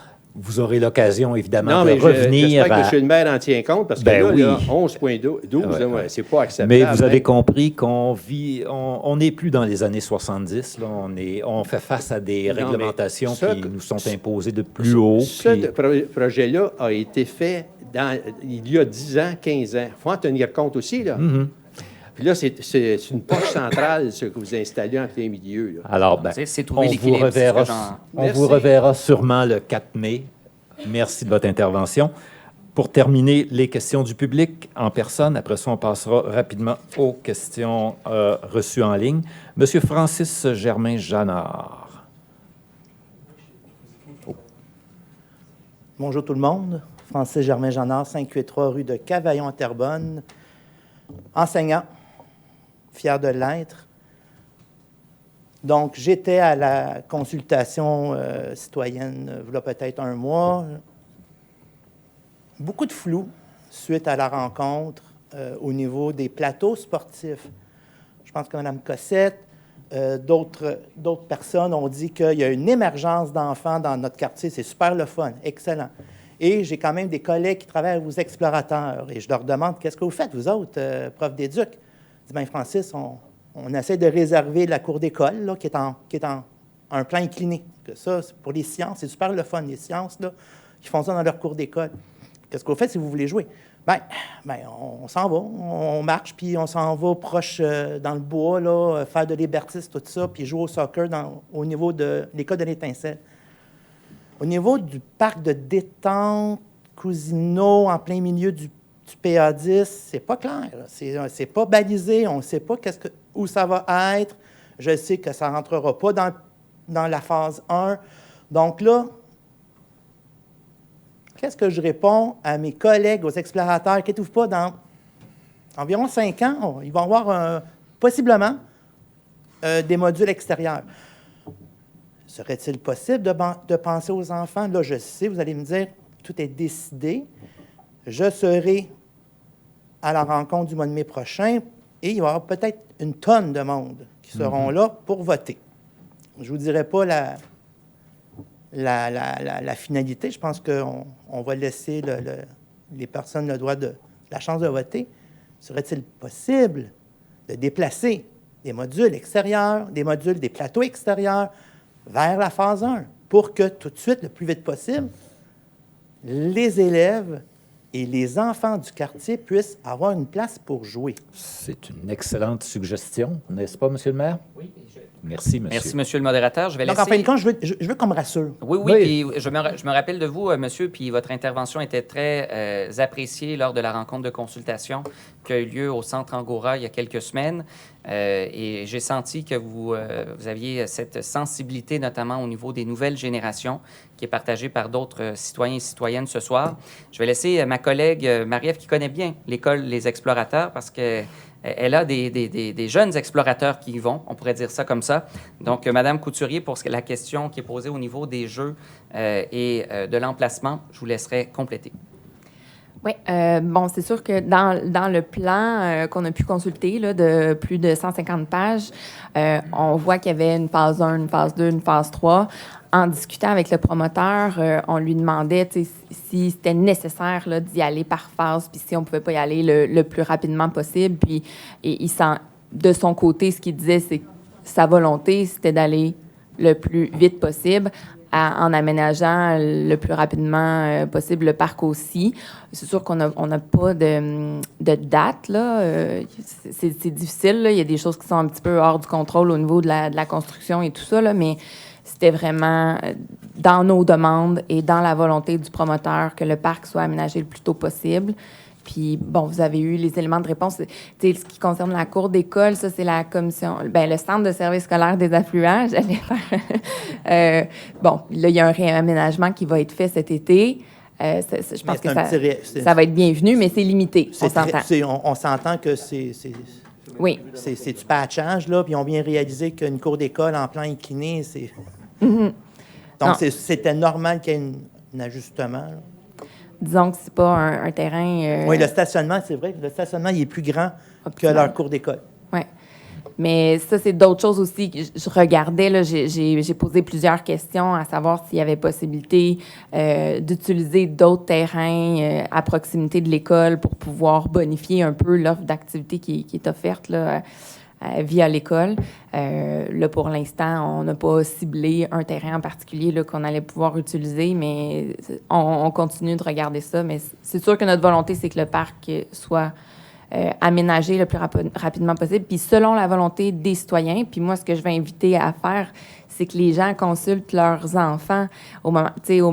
Si on arrive à cette étape-là, de choisir les infrastructures qui vont être prévues pour le parc, bien, qu'il y ait des discussions autour des tables le soir dans les maisons pour que les enfants puissent se prononcer sur ce qu'ils veulent avoir. T'sais. Mais Marie-Ève, ça ne devrait pas être une consultation. Ça devrait être genre... ça doit être je m'excuse l'anglicisme, un no-brainer.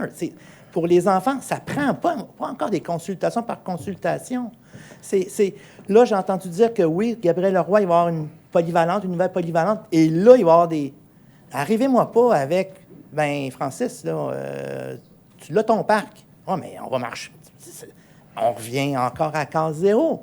Donc, vous avez une équipe dynamique, Puis c'est la première fois que je me présente ici, là, tu sais, parce que j'ai à cœur ma ville. Puis je pense que j'ai à cœur votre groupe. Puis merci beaucoup, monsieur. Je suis avec vous. Mais par contre, tabarouette, j'aimerais ça voir du mordant. Marie-Ève, tu es là, c'est le fun, puis tu nous consultes, puis c'est tout à ton honneur. Première fois, c'est le fun. Mais je trouve que vous nous arrivez, puis je peux comprendre. Moi, je suis un enseignant, je ne suis pas dans la municipalité. Vous avez les mains liées, mais tabarnouche. C'est pas ça qu'on avait en tête quand on a voté pour vous, tu sais. Puis, je ne sais pas, là, mais pensez aux enfants. Puis là, c'est quoi? C'est le minimum 4 ans environ, plus ou moins, là? Êtes-vous capable de me dire quand est-ce que les plateaux vont... Si on vote? Je ne pense pas qu'on peut entrer dans ces détails-là à ce moment-ci, là, mais en tout cas, on a pris note de votre suggestion, ça, c'est sûr et certain. Puis, comme vous l'avez mentionné, vous serez présent à la rencontre du 4 mai, puis je vous invite. C'est sûr. Mais on va être là aussi avec vous, M. Francis. Puis je tiens à vous rassurer que votre conseillère, elle paraît tranquille, mais elle a du mordant pas à peu près. C'est pas parce qu'elle ne le démontre pas devant un conseil de ville que lorsque les micros sont fermés et les lumières éteintes, elle ne plaide pas pour vous à longueur de semaine à l'hôtel de ville. Et sachez que votre dossier est suivi avec attention. Je tiens également à vous dire que à la fin, la population a le dernier mot. Et l'administration municipale, nous, on va écouter la population sur le développement de notre ville. Et si vous avez des éléments, puis on en a entendu plusieurs ce soir, puis c'est des très bons points, bien évidemment, le 4 mai, on va être là pour vous écouter. Et après ça, bien, ce sera aussi à vous de vous mobiliser, comme certains l'ont fait dans d'autres secteurs ou comme on l'a vu ailleurs. Mais je voulais juste qu'au moins que vous sachiez que vos paroles ne tombaient pas dans les oreilles de sourds et qu'il y avait quand même beaucoup d'actions qui étaient faites à l'extérieur de la salle du conseil de ville que vous voyez aujourd'hui. Merci beaucoup, Monsieur le maire. Merci, Monsieur Janard. Nous allons passer maintenant aux questions transmises en ligne avant le début de la séance, qui seront lues par Monsieur le greffier. Allez-y, Monsieur le greffier. Oui, merci. Donc, 3 questions reçues en ligne portant sur le même sujet. La première, Madame Andréane Faneuf, 503 rue Aline Prudhomme. Donc, la question se lit comme suit. La Ville s'est-elle penchée sur un plan réel et réalisable pour apaiser de façon concrète la circulation sur Côte-Terrebonne, mis à part ajouter des rues qui se connectent sur Côte-Terrebonne? Ce plan sera-t-il réalisable avant la fin de la construction du projet du Golfe des Moulins? Oui, Monsieur le maire. C'est une excellente question. Alors, tout d'abord, puis d'ailleurs, que certains citoyens l'ont posé aussi ce soir concernant l'enjeu de circulation. Il y a 2 éléments qui ressortent beaucoup de nos discussions à court terme. Évidemment, à long terme, il y aura différentes alternatives pour améliorer la fluidité de la circulation dans l'ensemble du secteur du district 7, du district 5 et des environs. Mais je vous dirais qu'à court terme, durant les prochaines années, c'est beaucoup sur le réaménagement de la Côte-Terrebonne à la hauteur du terminus que la Ville souhaite mettre ses efforts pour améliorer la fluidité et ici inviter aussi que les véhicules s'entrecoupent continuellement et donc faciliter la sortie de la Côte-Terrebonne pour les usagers et les résidents du secteur. Il y a également un élément qui a été mentionné tout à l'heure, donc le parachèvement au niveau du boulevard des Plateaux vers l'avenue Gabriel-Roy et Claude Léveillé vers le nord du projet qui est dans les cartons et qui devrait commencer dès l'année prochaine. Donc, autrement dit, c'est des travaux qui vont se faire avant, sinon en parallèle des projets de construction qui pourraient être amorcés dans le cadre du PAD 10. Merci. Prochaine question. Une question de Mme Mireille Verret, 83 rue Miramas. Devant le manque flagrant d'acceptabilité sociale du projet et du manque d'espace de parc dans le secteur, allez-vous demander à l'entrepreneur de réduire le nombre de résidences par hectare au minimum réglementaire de 10? Le plan est actuellement de 11 résidences par hectare et les résidents ont clairement demandé la réduction au minimum de 10 lors de la récente soirée d'information. Cette réduction permettrait d'agrandir énormément l'espace de parc pour combler le grand manque d'espace de parc. Vous la parole, Madame Couturier. Oui, donc ce sont 2 demandes qui ont déjà été transmises aux promoteurs de réduire la densité, d'agrandir l'espace parc. Et puis, finalement, la décision du promoteur, c'est de maintenir son projet tel qu'il a été présenté le 30 mars. Donc, c'est ça, comme on le disait tout à l'heure, pour la suite, maintenant, c'est aux citoyens de voir si ce projet-là est jugé acceptable ou non. Merci. Prochaine question. Madame Émilie Tassé-Lafrance, 47 rue Miramas. Je me présente, Émilie Tassé, qui réside sur la rue de Miramas. J'étais présente lors du dernier conseil au mois de mars. J'ai posé une question en lien avec l'écran végétal. La réponse donnée était qu'une zone allait être imposée pour garder cette haie. Est-ce que le promoteur a accepté pour garantir que la haie ne soit pas coupée par le propriétaire du terrain, car il est inscrit que le promoteur n'a pas fait aucune modification au plan? En étant mère de famille, je me suis promené dans le quartier et il est inacceptable que l'entrée et la sortie du projet donnent dans un quartier résidentiel. Il serait beaucoup plus sécuritaire que cette entrée et sortie de projets immobiliers comptant des centaines de maisons donnent sur Côte-Terrebonne. Est-ce que le promoteur va revoir l'entrée et la sortie du projet? J'espère que des modifications vont être prévues car le projet n'est pas inacceptable pour notre quartier et notre ville en ce moment. Une autre question qui a été posée ce soir, mais vous pouvez compléter, Monsieur le maire. Merci beaucoup, Monsieur le modérateur. Donc, une bonne réponse, en tout cas une bonne nouvelle, je pense, pour vous, Madame Lafrance. Je pense que vous étiez venue au dernier conseil municipal également poser une question, peut-être une nouvelle un peu moins réjouissante, mais donc aux deux éléments de question que vous nous avez mentionnés. Tout d'abord, le règlement de zonage inclut l'implantation et la préservation de l'écran végétal que vous nous avez demandé. Donc, c'est convenu avec le promoteur, puis c'est une obligation, donc inscrit à l'intérieur du règlement qui vous garantit donc la présence de cet écran. Donc là-dessus, au moins, c'est la bonne nouvelle. Par contre, à votre seconde partie de la question, j'ai compris que vous parliez des entrées proposées dans le cadre du plan actuel. Donc, à ma connaissance, il n'y a pas de modification qui a été présentée au plan quant à l'accès du quartier qui se fera à l'extrémité sud, comme on l'a présenté tout à l'heure, par la rue Plaisance et la rue Argenteuil. Je regarde Mme Lessard pour être sûr de ne pas être trompé, de rue Argenteuil exactement, qui a été mentionnée par nos citoyens. Merci, Monsieur le maire. Ça complète donc la période de questions. Et nous en arrivons au point 8, direction générale. 8.1, Monsieur le greffier.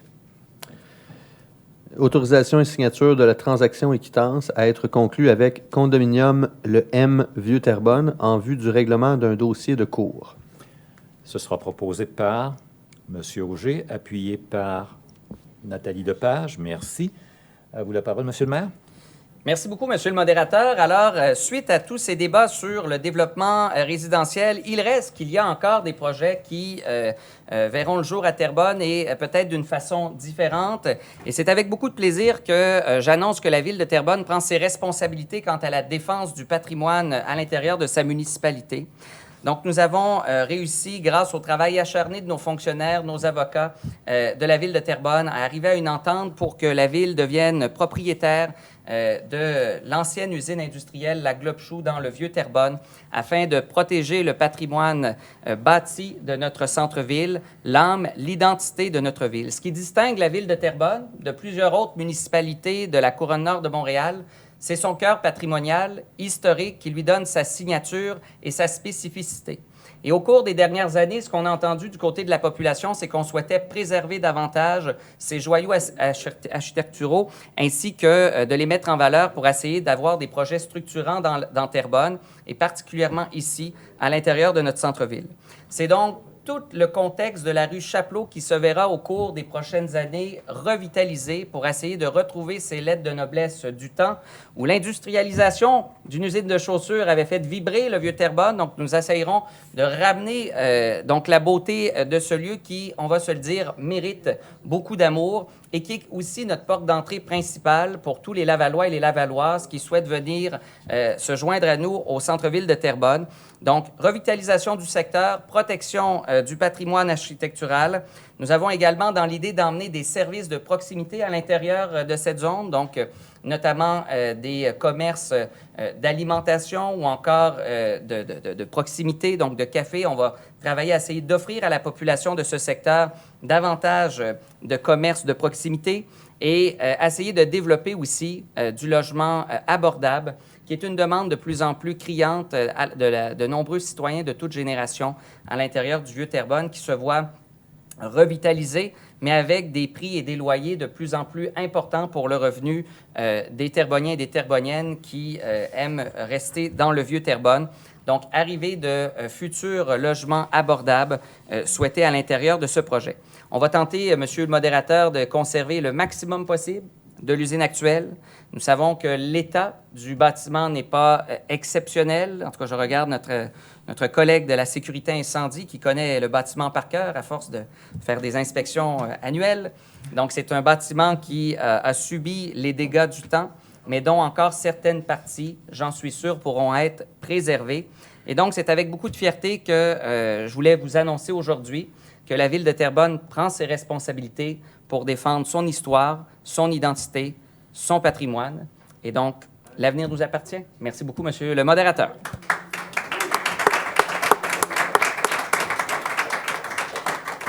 Et on pourrait également inviter la population à être à l'écoute de la conférence de presse que vous tiendrez demain, justement devant cette usine, si je ne m'abuse.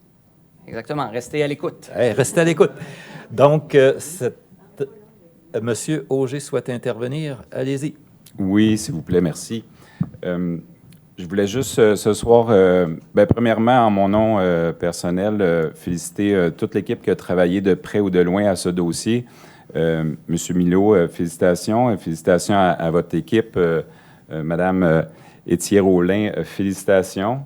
C'est un gros dossier pour l'avenir de Terrebonne et je suis sûr que ça n'a pas été facile. Il y a dû y avoir des moments de découragement, mais vous avez réussi. Donc, félicitations. Je ne volerai pas des punchs. Monsieur le maire nous a dit les grandes lignes. Et demain, il y aura un point de presse, mais je voulais aussi prendre la parole pour mon collègue qui est absent ce soir. Il y avait des engagements personnels et familiaux, mais André Fontaine serait très heureux ce soir de prendre la parole pour vous remercier et puis vous féliciter. Et puis, je suis certain, peut-être qu'il nous écoute présentement. Alors, bravo André, qui s'est aussi opposé à la démolition de ce bâtiment-là. Et c'est une belle réussite et puis un développement durable qui s'en vient et c'est une bonne nouvelle. Alors, merci beaucoup. Et si je peux me permettre de mettre mon chapeau de président du Conseil local du patrimoine à Terrebonne, ce serait pour souligner que Terrebonne va vraiment être à l'avant-garde, prendre le leadership en matière de protection du patrimoine avec cette sauvegarde d'un bâtiment qui était pratiquement voué à la démolition. Alors, c'est une bonne nouvelle et vous aurez compris des applaudissements que c'est adopté à l'unanimité dans l'enthousiasme général. Alors, nous pouvons passer maintenant au point suivant, à la direction du génie 10.1, Monsieur le greffier. Adoption finale du règlement 849 décrétant des travaux de réfection des chaussées pour les lots 2022-1, 2022-2 et un emprunt au montant de 8 234 000. Et ce sera proposé par Mme Vicky Moka. Merci. Mme Couturier appuie. C'est adopté. 10.2. Adoption finale du règlement 730-5, modifiant le règlement décrétant des mesures spéciales concernant l'utilisation de l'eau provenant de l'aqueduc municipal et fixant des périodes d'arrosage afin de mettre à jour différentes dispositions du règlement. Et ce sera proposé par M. Ladouceur, appuyé par M. Auger. Souhaitez-vous prendre la parole, M. Ladouceur? Allez-y. Merci, Monsieur le modérateur. Brièvement, en fait, le principal changement par rapport aux périodes d'arrosage, c'est un moment à chaque année qui revient, comment on va faire, comment on va gérer notre eau cette année. Alors, changement cette année, le plus important, c'est les périodes d'arrosage. Habituellement, on connaît des périodes d'arrosage seulement en soirée de semaine. Alors, cette année, et à partir de cette année, le changement est le suivant. Il y aura une période d'arrosage en soirée et une période d'arrosage le matin. Donc, ce qu'il faut comprendre, c'est qu'essentiellement, la RAIM, la Régie de l'aqueduc intermunicipale des Moulins, qui produit l'eau potable et la distribue sur le territoire de Terrebonne, mais aussi de Mascouche. Donc, les changements pour lesquels nous sommes en train de vous parler là, sont aussi des changements qui sont apportés aux deux villes et qui, va faire en sorte qu'on aura une distribution de la consommation d'eau plus égale dans le temps. Donc, pour reprendre un peu l'expression consacrée par M. Arruda durant la pandémie, ce qui n'amène pas toujours de bons souvenirs, mais bon, disons qu'on y parlait d'aplanir la courbe, c'est un peu le besoin opérationnel de la régie d'aqueduc des Moulins, donc de faire en sorte que les pointes de consommation soient diversifiées dans le temps. Et donc, le matin, on avait beaucoup d'espace pour être en mesure de donner de l'eau potable, notamment pour l'arrosage des pelouses, qui est un sujet, on va se le dire, qui est assez polarisant. Certaines personnes sont très contentes du changement de règlement, d'autres personnes trouvent que ça va trop loin, et des personnes n'arrosent pas du tout aussi leur gazon. Alors, évidemment, par résilience, changement climatique, environnement, je vais laisser d'ailleurs mon collègue de la Commission environnement, entre autres, pouvoir peut-être jeter un coup d'œil, une approche là-dessus, mais en gros, il faut comprendre qu'on va réussir, grâce à cette mesure-là, à s'assurer de ne pas avoir à investir plusieurs dizaines de millions de dollars en investissement d'infrastructures en lien avec la production et la distribution d'eau potable, ce qui essentiellement, c'est des sommes astronomiques par rapport à une dizaine de journées l'été, lors de canicules, qui étaient ciblées comme étant un peu problématiques par rapport à la production et la distribution d'eau potable. Donc, évidemment, il y a d'autres éléments importants qui viennent avec ça, qui sont très positifs, notamment le fait qu'on n'aura plus à se soucier d'adresses paires et d'adresses impaires. Donc, historiquement, c'était compliqué pour les citoyens. Il fallait toujours aller voir, garder l'œil. Là, ce soir, est-ce que c'est de telle heure à telle heure? Oui, puis c'est seulement les adresses impaires. Puis dans 2 jours, ça va être seulement les adresses paires. Alors, c'était un peu compliqué. On abandonne tout ça. C'est simplifié. Sur le site web de la Ville, vous pouvez entrer votre adresse. Vous voyez tous les services de la Ville, dont les périodes d'arrosage. Et à ce moment-là, dans un lieu donné, durant une période, tous les citoyens d'un quartier pourront arroser simultanément. Évidemment, amener une période d'arrosage le matin peut avoir un peu... C'est un changement. Donc, pour ceux qui tiennent absolument à arroser la pelouse, bien évidemment, le matin, c'est un meilleur moment que le soir. C'est reconnu en botanique et en biologie. Maintenant, évidemment, il faut sortir le pataclan, donc les hausses, etc. Pour ce faire, il y a des minuteries qui existent, qui permettent d'installer toutes les choses le soir et le lendemain matin entre 6 et 8, parce que c'est l'heure du matin qui est proposée. Donc, de pouvoir mettre la minuterie, ça part tout seul, ça arrête tout seul, puis vous rangez tout ça à une période. Mais évidemment, il y a des gens qui travaillent de jour, il y a des gens qui travaillent de soir, il y a des gens qui travaillent la nuit. Donc, évidemment, une période de soir, une période de matin. Et c'est dans plusieurs villes qui sont sur le bord de la rivière des Mille-Îles, on a ce type de réglementation-là. Donc, nous en sommes maintenant, nous aussi. Je vous dirais qu'au total, sur la période d'arrosage, pour ceux qui y tiennent absolument, vous aviez auparavant, comme citoyens, nous avions tous 3 heures par semaine, donc 2 périodes de 90 minutes. Maintenant, il y aura une période de 3h30 au total. Donc, une période de 90 minutes le soir et une période de 2 heures potentielle le matin. Donc, il y a un gain de 30 minutes ici. Donc, en général, c'est le principal changement qui fait l'objet ici là, de ce qu'il y a sur la table. Peut-être l'environnement, faire un petit mot là, si vous en voyez l'utilité. Alors, vous avez touché un point qui m'a particulièrement intéressé, là, les coûts d'investissement là, en tant que président de la Commission des finances. C'est à considérer. Monsieur Michaud? Moi, j'aime le trio ici. Hein. Quand les finances approuvent, l'environnement approuve, puis à la rime, je m'en allais dire l'eau, approuve parce que c'est une solution gagnante-gagnante. Et je pense que c'est une solution qui est aussi équilibrée dans le respect de l'environnement parce que nous avons des défis climatiques et cette proposition-là apporte une certaine flexibilité citoyenne pour l'arrosage et apporte aussi une flexibilité environnementale également. Et pour les gens qui seraient déçus ou du moins qui seraient dire « Mon Dieu, moi je suis pas matinal, ça ne me tente pas », il y a des solutions pour arroser légalement à Terrebonne. Et on donne des subventions, en plus pour ça, au Bureau de l'environnement. Et je suis sur le site de la Ville présentement et c'est une subvention pour le bac de récupération d'eau de pluie. Cet élément-là est merveilleux. Pourquoi? Parce que ça a 2 utilités. Vous mettez ça sous votre gouttière, ça s'en va dans ce bac-là, et cette eau-là, vous pouvez après ça l'utiliser pour arroser votre terrain, c'est de l'eau de pluie. Et non seulement ça, ça évite d'engorger votre drain français aussi. Donc, ça a une utilité pour la protection de votre bâtiment et non seulement écologique aussi. Et c'est jusqu'à concurrence de 50 $. Donc, pour les gens qui ne l'ont pas fait encore, je vous encourage grandement à le faire au lieu d'utiliser de l'eau potable, qui est une ressource qui se fait de plus en plus rare. Dans certains pays, ça en est un enjeu géostratégique et politique. Pour nous, ici, on n'a peut-être pas nécessairement cette conscientisation-là. Mais dans pas long, je vous le dis, le jour qu'on va dire qu'on arrosait du gazon avec de l'eau potable, ça s'en vient de plus en plus une période révolue. Donc, en échange, à la Commission de l'environnement, on vous propose d'utiliser, parce qu'il reste encore bien de la place pour la subvention, les bacs de récupération d'eau de pluie. Donc, cette proposition est adoptée à l'unanimité et nous en arrivons à 10.3, Monsieur le greffier. Adoption finale du règlement 813 relatif à l'assainissement des eaux usées sur le territoire de la Ville. Qui sera proposé par M. Ladouceur, appuyé par M. Aucoin. Pas de questions. C'est adopté. 10.4. Adoption finale du règlement 4200-1, modifiant le règlement sur le jeu libre dans les rues résidentielles, afin de remplacer une annexe pour ajouter les rues visées par la phase 2 du projet. La rue, c'est aussi pour jouer. Ce sera proposé par M. Corbeil, appuyé par Mme Leblanc. Un instant. J'ai M. Auger en premier ou M. Corbeil? Attendez, on va aller à M. Corbeil. Allez-y. Merci beaucoup. C'est le programme La rue, c'est faite pour jouer. Il y avait 16 rues quand c'est implanté l'année passée. On a décidé d'y aller de l'avant, de continuer le programme. En rajoutant des rues, on va rajouter dès le mois de mai 25 nouvelles rues pour éventuellement, à la fin de l'année de la période estivale, de passer à 48. Donc, on parle d'environ une augmentation là, de 32 nouvelles rues. On a priorisé les demandes qui avaient été faites l'an passé, qui n'ont pas pu aller de l'avant.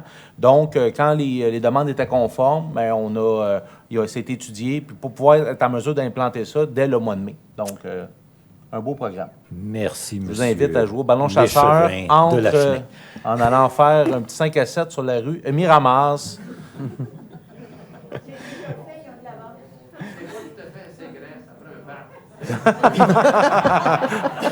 Merci beaucoup. C'est donc adopté à l'unanimité et nous passons au point 10.5, Monsieur le greffier. Adoption finale du règlement parapluie 827, décrétant l'acquisition et le remplacement d'équipements roulants pour les années 2022 à 2024 et un emprunt au montant de 20 131 000.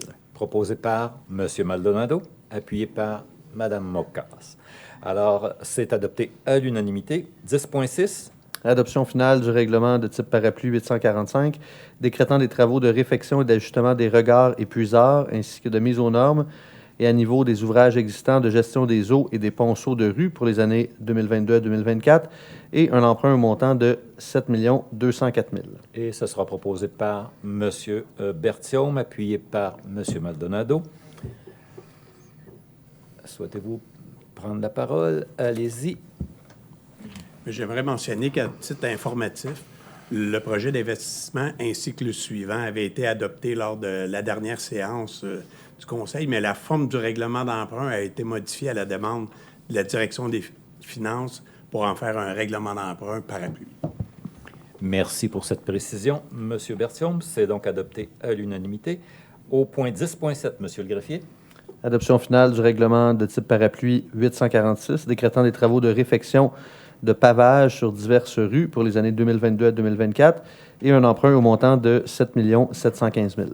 Et ce sera proposé par Mme Moka, appuyé par Mme Couturier. Et c'est le même principe qu'a développé M. Berthiaume tantôt, donc adopté à l'unanimité. 10.8. Avis de motion et dépôt du projet de règlement 858 décrétant l'implantation et le remplacement des équipements et appareils de contrôle et de suivi de l'eau et un emprunt au montant de 2 293 000. L'avis sera donné par M. Ladouceur. Merci. 10.9, M. le greffier. Octroi des contrats pour le marquage de la chaussée pour une période de 3 ans. Alors, proposé par Mme Abonza, appuyé par M. Berthiaume. À vous la parole, Mme Abonza. Oui, merci beaucoup. En fait, j'aimerais apporter un petit point de précision. Pour ceux qui étaient présents, vous savez, ce point avait été retiré afin qu'on puisse faire certaines validations et vérifications là, soulevées par le soumissionnaire. Donc, je vous rassure, toutes ces vérifications ont été faites. Donc, la décision a été de poursuivre comme prévu. Donc, voilà, je tenais à préciser ce petit élément-là en question. Et en le traitant dès ce soir, je comprends que les travaux vont pouvoir se faire encore plus rapidement. Et c'est souhaitable, évidemment, vu qu'il s'agit de marquage et de sécurité. Alors, nous passons au point 11, l'urbanisme durable. 11.1, Monsieur le greffier. Avis de motion et adoption du premier projet de règlement 1009-008, modifiant le règlement relatif au manuel d'urbanisme d'Urbanova afin d'y inclure les dispositions réglementaires applicables au plan d'aménagement des transects PAT 10 pour le terrain de l'ancien golf des Moulins. Alors, ce sera proposé par Mme Moka, appuyé par Raymond, M. Bertillon. Merci beaucoup. Alors, c'est adopté une intervention de la part de Mme Couturier. Allez-y. Bon, bien évidemment, c'est sûr qu'il y a beaucoup de choses qui ont été mentionnées pendant la période de questions, mais je voulais juste préciser pour le bénéfice de mes citoyens que l'adoption du premier projet de règlement ce soir ne se veut pas un affront ou comment je peux dire, un manque d'écoute ou un manque de volonté de vous représenter. C'est pas du tout ça. La principale raison pourquoi je suis d'accord avec l'adoption de ce premier projet de règlement-là, c'est que c'est la première étape du processus qui va vous permettre à vous de vous prononcer. Puis à ce moment-ci, je pense que c'est la meilleure avenue parce que, comme on l'a mentionné, nous, comme élus, comme ville, on est allé au bout de nos démarches. Fait que maintenant, c'est à vous de juger ce projet-là pour la suite des choses. Fait que c'est pour ça que je suis d'accord ce soir avec l'adoption de ce premier projet de règlement-là. Mais évidemment, c'est sûr qu'il y a quand même certains éléments qui ont été négociés. Oui, il y a eu des refus dans les demandes qu'on a adressées, mais il y a aussi eu quelques gains. Et puis, ces gains-là font partie du projet de règlement, notamment quand je pense à l'écran végétal, les dimensions du parc, la vocation du parc. Le maire parlait un petit peu plus tôt de la conservation des arbres, mais aussi ce qu'on vise au niveau de l'augmentation des arbres. Fait que dans le cadre réglementaire, il y a des éléments là, qui concernent l'obligation de planter un arbre en avant, un arbre en arrière, même des fois 2 arbres. Puis, fait que tout ça fait partie là, du projet ce soir. Donc, voilà. Et puis, comme conseillère, bien évidemment, je vais continuer d'être présente à l'écoute de vos demandes parce que jusqu'à la fin, mon engagement, c'est d'essayer de bonifier au maximum de ce qui est possible, ce projet-là. Donc, je ne vous lâche pas jusqu'à la fin. Il y a toujours de l'espoir. Je suis de nature positive. Alors, j'y crois encore. Puis, je vais vous transmettre toutes les informations nécessaires pour que vous puissiez participer à chacune des étapes de ce processus-là. Donc, voilà mon engagement. Merci Mme Couturier. Et c'est donc adopté à l'unanimité. Excusez-moi. Il n'y a pas de période de questions rendue à ce point-ci, mais vous pouvez les poser par écrit ou revenir à une prochaine séance. Ça n'a pas par rapport au projet-là, mais OK. Merci beaucoup. Alors, c'est donc adopté. Nous passons au point 11.2. Monsieur le greffier. Autorisation et signature pour la reconduction du projet pour l'aménagement temporaire d'espaces dynamiques et attrayants sur le domaine public du secteur du Vieux-Terrebonne. Proposé par Mme Abonza, appuyé par M. Traversy. Allez-y. Je vais la prendre, celle-là. Vous allez me dire, je profite de l'absence de M. Fontaine pour passer le maximum de choses dans le Vieux-Terrebonne. Mais non, inquiétez-vous pas, monsieur le modérateur, il est au courant, évidemment, de tout ce qui se passe. Et c'est une bonne nouvelle. C'est ce qui concerne les terrasses du centre-ville patrimonial. Donc, le retour des terrasses cet été sera effectif à partir du 13 mai prochain, ce qui prolonge d'une façon plus longue la saison donc, des terrasses extérieures et surtout de l'appropriation citoyenne à son noyau villageois et à son centre-ville. Donc, du 13 mai jusqu'au 6 octobre, donc, les terrasses seront permises à l'intérieur de Terrebonne et particulièrement de son centre-ville. Il va y avoir différents projets pilotes qui vont être mis en place aussi, monsieur le modérateur. Donc, tout d'abord, on voulait diminuer la circulation sur certaines rues dans le Vieux-Terrebonne qui étaient déjà très achalandées. Donc, les citoyens de la rue Sainte-Marie seront contents de savoir que leur rue sera réservée aux véhicules autorisés à la circulation locale seulement, ainsi que les commerçants des différents points de restauration de celle-ci entre la rue Saint-Pierre et Saint-François-Xavier, en l'occurrence la Cité-Crie, Sainte-Marie, le Jardin des Fondus, le McTavish, le Xavier, j'en passe. Donc, je vous encourage à aller essayer toutes les adresses du Vieux-Terrebonne. Vous avez tout un été pour le faire, Monsieur le Président. Modérateur, pardon. Et là-dessus, également, un autre point intéressant, la rue Saint-François-Xavier sera en projet pilote de rue partagée entre piétons et voitures. Donc, la vitesse sur cette rue sera diminuée à 20 km/h. pour permettre une plus grande harmonisation et sécurité pour à la fois les piétons qui viennent nous visiter ainsi que les gens qui doivent y circuler parce qu'ils habitent le secteur. Donc, ce sera réservé également à une circulation plus locale. Vous dire aussi que la vitesse des rues de la rue Sainte-Marie, Saint-André, Saint-Joseph et autres entre le haut de la côte et du bas sera diminuée de 40 à 30 km/h pour favoriser une meilleure sécurité routière dans le secteur et des aménagements pour une sortie plus sécuritaire, notamment au niveau du stationnement de l'hôtel de ville, sera aménagé pour permettre une meilleure harmonisation entre les piétons et les voitures qui circulent. C'est donc la bonne nouvelle que j'avais annoncée pour notre Vieux-Terrebonne, Monsieur le Président. Très bonne nouvelle qui va ramener la joie de vivre dans le Vieux-Terrebonne et toute l'animation qui va avec. Alors, c'est donc adopté à l'unanimité par l'ensemble du Conseil. Et nous pouvons donc passer au point 14, la sécurité publique, avec 14.1, Monsieur le greffier. Adoption finale du règlement 82-6, modifiant le règlement sur le bruit et les nuisances afin de diminuer le montant d'une amende. Alors, c'est proposé par Monsieur Ladouceur, appuyé par Madame Guarnieri. C'est adopté également. 5, 7. Nous avons passé au travers de l'ordre du jour, puisqu'il n'y aura pas de rapport de président de commission, ni de dépôt, ni quoi que ce soit d'autre. Donc, la prochaine séance ordinaire se tiendra à l'édifice Louis-Lepage, ici même au 754 rue Saint-Pierre, le lundi 9 mai 2022 à 19h. Et la levée de l'Assemblée est proposée par M. Corbeil, appuyé par Mme Lepage. Donc, merci beaucoup de votre attention et à bientôt.